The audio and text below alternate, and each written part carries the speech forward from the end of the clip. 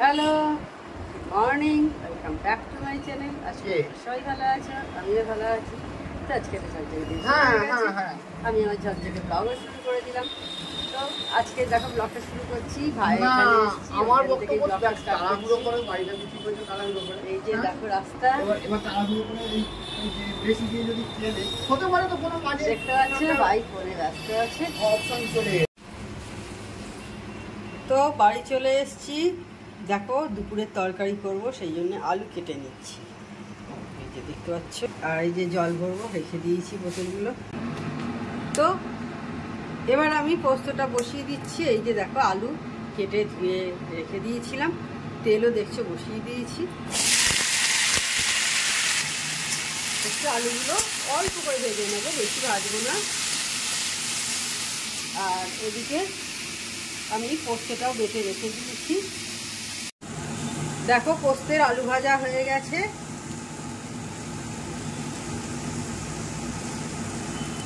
আমি এবার নুন দিচ্ছি। আমি পোস্তেতে আর চিনি দিই না, আর একটু দিলাম। আর 1 চামচ মতো কাশ্মীরি মির্চ আর গুঁড়ো লঙ্কা মেশানো আছে, সেটা দিয়ে দিলাম। আর কালার হওয়ার জন্য আর একটু কাশ্মীরি মির্চ দিচ্ছি। আমি এইভাবে করি, আমি এর মধ্যে হলুদ দিই না। অনেকে হয়তো তোমরা হলুদ দাও, আমি আর হলুদ দিই না। অল্প জল দিয়ে আমি এবার একটু কষিয়ে নেব। পোস্ততে অনেকে দেখেছি একটু ফোড়ন দেয়, কালো জিরে ফোড়ন দেয় দেখেছি। আমি তা দিই না, কারণ পোস্তর সাথে আমার মনে হয় না কোনো আর ফোড়ন টোড়ন কিছু লাগে বলে। আমার এইভাবেই ভালো লাগে খেতে। ছোটবেলায় কড়াইয়ের ডাল দিয়ে, মানে কলাইয়ের ডাল দিয়ে বা বিউলির ডাল, যে যেটাই বলো, সেই দিয়ে পোস্ত দারুণ লাগতো। তবে তোমরা কি কেউ খেয়েছো কোনোদিন দুধ দিয়ে পোস্ত? যদি কেউ খেয়ে থাকো কমেন্ট করো। আমার তো দুধ দিয়ে পোস্ত দিয়ে ভাত দারুণ লাগে। তোমরা যদি কেউ খেয়ে থাকো দুধ পোস্ত দিয়ে ভাত, কমেন্ট করে জানিও কেমন লাগে তোমাদের। এবার আমি পোস্ত বাটাটা দিয়ে দিচ্ছি এর মধ্যে, দিয়ে এবার ফুটলে হয়ে যাবে। মিক্স করে দিই।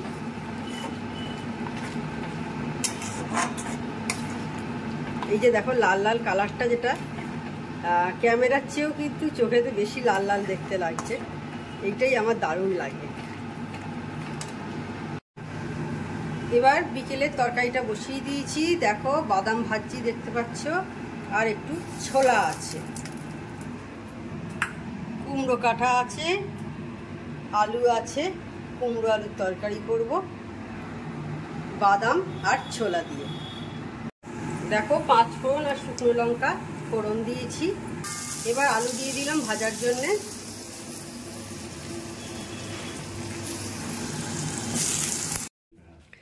তো বন্ধুরা রান্না করছি আর এদিকে গান শুনছি, দেখতে পাচ্ছ। এই গানটা সবাই জানো, আমার খুব প্রিয়। দেবা দেবা, মানে ওং দেবা দেবা, এই গানটা আমার খুব প্রিয়।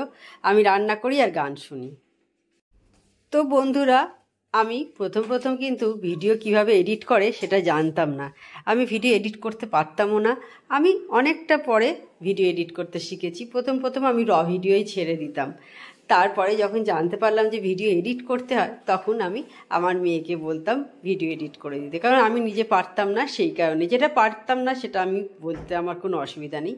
তারপরে আমি নিজেই ভিডিও এডিট করা শুরু করি, কারণ সত্যি কথা ও বড় হয়েছে, ওর পড়াশোনা আছে, ওর একটা লাইফ আছে। সবসময় কিন্তু কারোর কাছে বলা যায় না ভিডিও এডিট করে দে, ভিডিও তুলে দে। তারপর মানে নিজেই শুরু করলাম, দেখলাম হ্যাঁ আমি পারছি। প্রথমে মানে পারতাম না আমি ঠিক মতো, সেই কারণেই ওকে দিয়ে করাতাম। Hello, happy Sunday. তো আজকে নেক্সট ডে। কালকে কখন করেছিলাম, রুটি করলাম যখন লাস্ট, তখন ব্লগটা করেছিলাম। আর এখন সানডে, আজকে রবিবার, এখন প্রায় 10:30 বেজে গেছে। তো আজকে ব্লগটা কন্টিনিউ করবো, বুঝতে পারছো। জামা কাপড় কাচা হয়ে গেছে ওয়াশিং মেশিনে, এবার ছাদে দিয়ে আসি।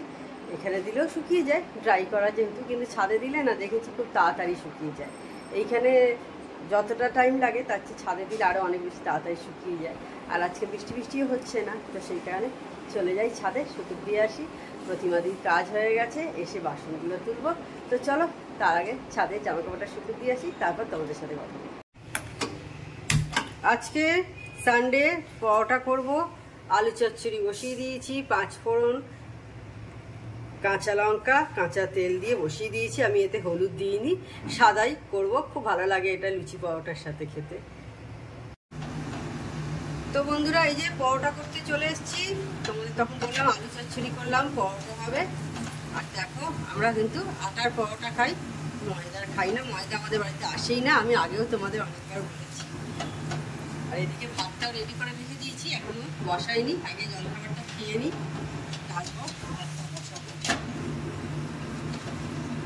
চাল করা আছে, আর আমি একটু না লাল লাল এরকম টাইপের পরোটা ভালোবাসি, লুচিও তাই অনেক একটু সাদা সাদা টাইপের ভালোবাসে, আমি একটু কড়া করে ভাজা ভালোবাসি আর কি। এই গেছে ভাজাটা, একটু বসে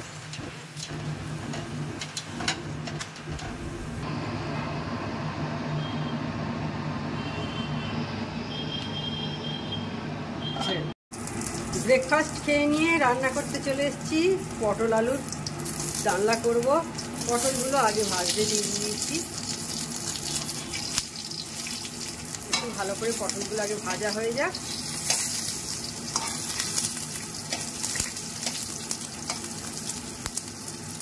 একটু লাল লাল করে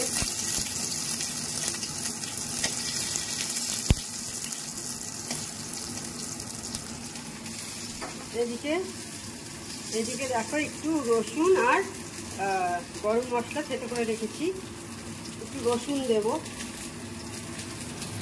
এদিকে আলুও কেটে রাখা আছে। তো বন্ধুরা সেই সকালে যখন রান্না করছিলাম অন হয়েছিলাম, আর এখন সন্ধেবেলা চা করছি, এখন তোমাদের সামনে এলাম। তো বন্ধুরা দেখবে আমাদের মেয়েদের চাকরি করা নিয়ে কিন্তু অনেক বাড়ির লোকেরই অবজেকশান থাকে, মানে আমি মা বাবার কথাই বলছি, আমি শ্বশুর শাশুড়ি বা হাজব্যান্ডের কথা বলছি না। তারা মনে করে মেয়েকে পড়াশোনা শিখিয়েছি, ব্যাস এবার মেয়ের বিয়ে দিয়ে দেবো, মেয়ে গিয়ে শ্বশুরবাড়িতে রান্নাবান্না করুক, সংসার সামলাক, তার সন্তানদের সামলাক, সন্তানরা হবে, তাদের লেখাপড়া শেখাক। পড়াশোনাটা সেই জন্যেই আমি শিখিয়েছি, যাতে তার ছেলে মেয়েকে তারা পড়াশোনা শেখাতে পারে ভালো মতো। কিন্তু এটা আমি সাপোর্ট করি না। আমার মনে হয় এখন কিন্তু মেয়েদের চাকরি করা উচিত, প্রত্যেকটা মেয়ের চাকরি করা উচিত। সে যেমনই কাজ হোক না কেন টুকটাক করা উচিত, কারণ তারও হাত খরচা উঠে যাবে, তাকেও কোনো দিন তার বাবা মার কাছে বা হাজব্যান্ডের কাছে হাত পাততে হবে না, বা তার সংসারটাও কিন্তু আরও একটু ভালো যাবে। তার হাজব্যান্ড শুধু রোজগার করলে তারা যেভাবে থাকতে পারবে, আর দুজন মিলে রোজগার করলে নিশ্চয়ই আরেকটু তারা তো বেটার থাকতে পারবেই, তাই না? এটা মোটেও নয় যে শুধু একটা মেয়ে রোজগার মানে পড়াশোনা শিখলো মানে সে তার সংসার সামলাবে বাচ্চাকে পড়াশোনা করানোর জন্যে। না না, এটা কিন্তু একদমই ভুল মত। তারও ইচ্ছা করে চাকরি করতে, তার মতো নিজেভাবে থাকতে ইচ্ছা করে প্রত্যেকটা মেয়েরই, কিন্তু কেউই কিন্তু আর সে আগেকার জীবন নয় এখন আমাদের, এটা ভাবতে হবে। প্রত্যেক মা বাবাকেও ভাবতে হবে, এবং তার হাজব্যান্ড বা শ্বশুর শাশুড়ি যেই হোক না কেন তাদেরও ভাবা উচিত। সব কিছুরই পরিবর্তন এসছে, সুতরাং মেয়েদেরও এখন চাকরি করা দরকার। মেয়েদের পড়াশোনার সঙ্গে সঙ্গে চাকরিটাও দরকার, শুধু পড়াশোনা শিখলেই হবে না। অনেক মেয়ে পড়াশোনা শিখে তারা সংসার করে, বেশিরভাগই আমি কিন্তু দেখতে পাই, অন্তত আমাদের বয়সীতে চাকরি করে না, তারা হাউসওয়াইফ, সংসার সামলাচ্ছে, তার ছেলে মেয়েদের পড়াশোনা শেখাচ্ছে। তাদের ছেলেমেয়েরা কিন্তু তার যখন মেয়ে হচ্ছে তারা কিন্তু আবার চাকরি করতে পাঠাচ্ছে তার মেয়েকে, এরকমও আমি দেখেছি। কিন্তু নিজে কিন্তু সেই বয়সে গিয়ে আর চাকরি করার ভাবনা চিন্তা করেনি। আমার থেকে একটু বেশি বয়সের কথা বলছি, আমার বয়সী আমি বলবো না, আমার থেকে একটু বেশি বয়সে। কিন্তু প্রত্যেকটা মেয়ের কিন্তু চাকরি করা দরকার, কাউকেই আটকিও না। যদি সে চাকরি করতে চায় অবশ্যই তাকে করতে দাও, তাকে আটকে রেখো না। এতে কিন্তু সংসারের তোমারই উন্নতি হবে, কারোরই সংসারে কোনো অপকার হবে না। কারণ টাকা এমন জিনিস, সেটা কিন্তু সকলের প্রয়োজন হয়, কেউ বলতে পারবে না যে টাকার আমার প্রয়োজন নেই। তো বন্ধুরা তখন চা খাচ্ছিলাম, চা খাওয়া হয়ে গেছে, এখন সন্ধ্যাবেলা 8টা বাজে। তখন চা খাচ্ছিলাম, তারপর থেকে বৃষ্টি শুরু হয়েছে, এখনো টিপটিপ করে বৃষ্টি পড়ছে। তো একটু বেরোবো, তো মায়ের কাছে যাবো, বেশি দিন নয়, মায়ের কাছে যাবো। অনেকদিন, বেশ কয়েকদিন হয়ে গেল মায়ের কাছে যাওয়া হচ্ছে না, তো মায়ের কাছে যাবো, ঘুরে চলে আসবো, ব্যাস এইটুকুই আর কি। রুটি করা হয়ে গেছে, চা খাওয়া হয়ে গেছে, আর একেনবাবুর একটা সিরিজ দেখছি, বেনারসে একেনবাবু যেটা, একেনবাবু সিরিজগুলো কিন্তু খুব সুন্দর হয়, দারুণ হয়। তোমরা কে কে দেখো কমেন্ট করে জানিও। আমাদের তো দারুণ লাগে, আমি আর আমার হাজব্যান্ড মাঝে মাঝে একেনবাবু সিরিজ যখনই রিলিজ হয় সেটা দেখি আর কি। তো ঠিক আছে, যাই ঘুরে আসি মায়ের কাছে, তারপর এসে আবার তোমাদের সাথে বেরিয়েছিলাম, বাড়ি চলে এসেছি, আর তখন থেকে সেই বৃষ্টি পড়ছে, তো পড়েই যাচ্ছে আর কি।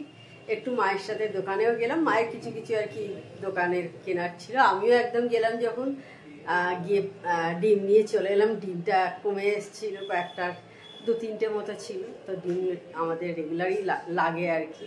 তো সেই কারণে আমিও মায়ের সাথে গেলাম, গিয়ে কিনে নিলাম। মা দেখলাম একা একা যাবে, বৃষ্টি পড়ছে, এর মধ্যে আবার একা গিয়ে দোকান বাজার করা, আমি চলো যাই তোমার সাথে, আমিও যাই। আমারও কেনাকাটা হলো, মায়েরও কেনাকাটা হলো, মা মেয়ে কেনাকাটা করে নিয়ে চলে এলাম। তার মধ্যে আর একটা ঘটনা ঘটলো, সেটা হচ্ছে পাটা গেল আমার মুচকে, মানে ভালো মতো মুচকেছে। আর্নিকা ছিল, এসে আর্নিকাটা খেয়ে নিলাম, আর্নিকা 200 ছিল, তো 10-12 ড্রপ খেয়ে নিলাম। এখন এই জাস্ট খেয়েছি আর কি, দেখা যাক পাটা আবার কি হয়, ব্যথা ব্যথা না হলেই আর কি ভালো, বেশ ভালো মতনই মুচকেছে আর কি পাটা।